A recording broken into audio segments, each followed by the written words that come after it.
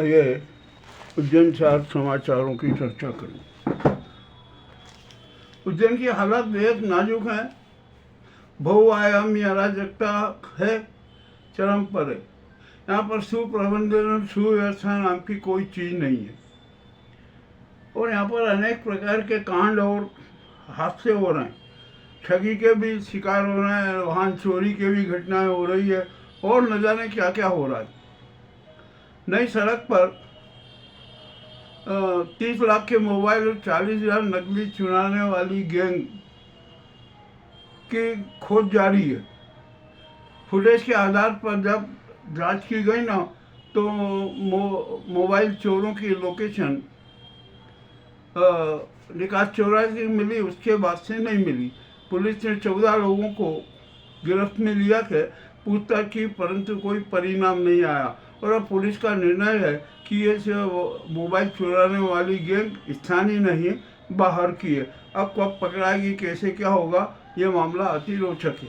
खैर जो भी है, ये कुछ है। आज गया कोटा पर और सिद्धनाथ पर पिंडदान करने वालों की भारी भीड़ रही है, होती ही है। और आज रात से नवरात्रि पर्व का शुरू हो जाएगा।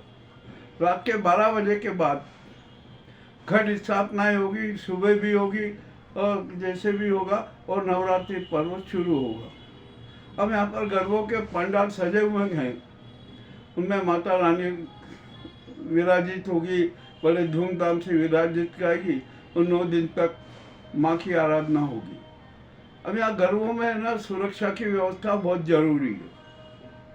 अब यहाँ देखते हैं क्या होता है। और पुलिस ने घोषणा कर दी है कि शादी ड्रेस में पुलिसकर्मी गरबों के पंडालों में निगरानी करते रहेंगे।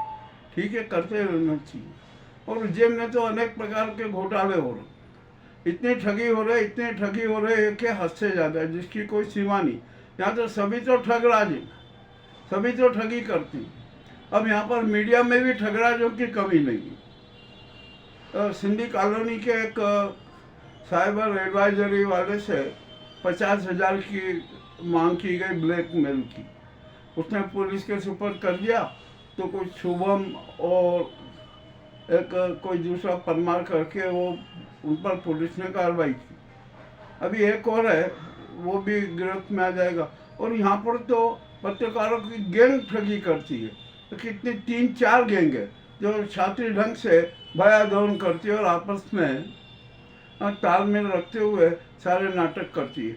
और जहाँ तक खुफिया तंत्र की जो जानकारी है ना, वो बड़ी विचित्र है। संभव है कि 16 से 18 पत्रकारों पर भी FIR हो सकती है।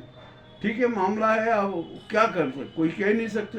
इसी प्रकार साधु संतों में भी अनेक प्रकार के नाटकबाज हैं, भगवा पट्टेबाज हैं, भगवा शालधारी भी हैं। उनके खिलाफ भी अब पुलिस कार्रवाई करेगी। देखने क्या होता है। अरे कुछ भी नहीं होगा। खुफिया तंत्र तो कुछ को उसको समझ में नहीं आ रहा कि कहाँ किसको कहाँ कैसे पकड़ना। और यदि किसी को भी पकड़ने जाएंगे ना, तो ये राजनेता बीच में आ जाएंगे। और यहाँ पर सभी प्रकार के माफियाओं का आतंक है, कोई कुछ कह नहीं सकते, कुछ हाल हो नहीं सकते। अब CS के निर्माण कार्यों की बात है, जहाँ तक यहाँ पर 151 से अधिक निर्माण कार्यों की घोषणा की गई है। अभी तो 44 पे भी कार्य शुरू नहीं हुआ। तो और हमारे आशीष सिंघवी ने CS निर्माण कार्यों की गाइडलाइन जून 2027 निर्धारित कर दी है। और इतना कहा है कि हर कार्य गुणवत्तापूर्ण होना चाहिए, 1% भी गुणवत्ताहीन नहीं होना चाहिए। यह घोषणा है ना, इसको अब मूर्त रूप देना बहुत कठिन है। और CS के निर्माण कार्य आधे कार्य भी पूरे नहीं होंगे, यह भी तय है। और क्या क्या होगा, कैसे होगा, जल्दबाजी में कितने काम, घटिया काम होंगे, ये भी किसी से छिपे नहीं है। अब जो मोहनपुरा पुल का उद्घाटन है ना, हो सकता है कि दिवाली बाद उसका लोकार्पण कर दिया जाए, कार्य चालू है। अब क्या कह सकते हैं, यहाँ पर कुछ भी। और यहाँ पर तो अब तो मध्य प्रदेश सरकार के खिलाफ भी जनता में खूब आक्रोश फैला हुआ है और बड़ी विचित्र स्थिति बनी हुई है। आज सूर्य ग्रहण है, हालांकि हमारे यहाँ दिखेगा नहीं, किंतु जो धर्म जनता है ना, धर्मप्रिय जनता सूतक मान रही है, जो भी होगा। क्या कह सकते हैं, कुछ नहीं, कोई खास बात नहीं है। पेयजल समस्या है वो बड़ी गंभीर होती जा रही है। जो एक कोई कह रहा है नया बांध कब बनेगा, और नया बांध बनने की भी आशा छोड़ दीजिए। तो ऐसी स्थिति में अब क्या किया जाए। स्थायी पेयजल समस्या का समाधान जरूरी है। हम तो बार बार ये कह रहे हैं कि आप गंभीर डैम का दूसरा चरण पूरा कीजिए। सारी बाधाएं समाप्त हो चुकी है। केंद्र सरकार, मध्य प्रदेश सरकार और स्थानीय प्रशासन गंभीर डैम के दूसरे चरण की प्रक्रिया पूर्ण करने का कि पहल करे, उसका शुरुआत कर दे। 1 साल में किसी भी कीमत पे, 1.5 साल में किसी भी कीमत पे गंभीर डैम तैयार हो सकता है, उसका दूसरा चरण।